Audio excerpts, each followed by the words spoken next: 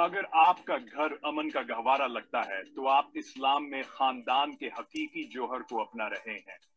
اسلام میں خاندان صرف ایک سماجی اکائی نہیں ہے، یہ اللہ کی طرف سے ایک مقدس امانت ہے۔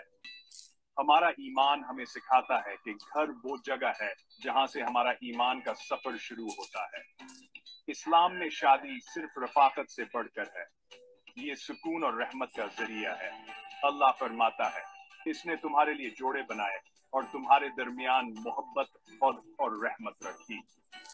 رشتہ داری کے تعلقات کو ایک خاص مقام حاصل ہے۔ نبی کریم نے سسوم نے خبردار مہربان رہی۔ آپ اپنے گھر کو مضبوط بنانے کے لیے جو بھی قدم اٹھاتے ہیں وہ آپ کو اللہ کے قریب لاتا ہے۔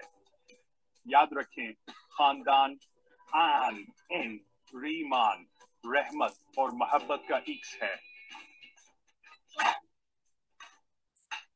آئیے ان رشتوں کو ہر روز عزیز رکھیں اور پروان چڑھائیں۔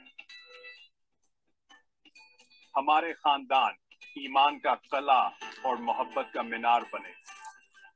مزید جاننے کے لیے اسلامی خاندانی اخلاقیات نامی کتاب دیکھیں، ایمیزون پر دستیاب ہے۔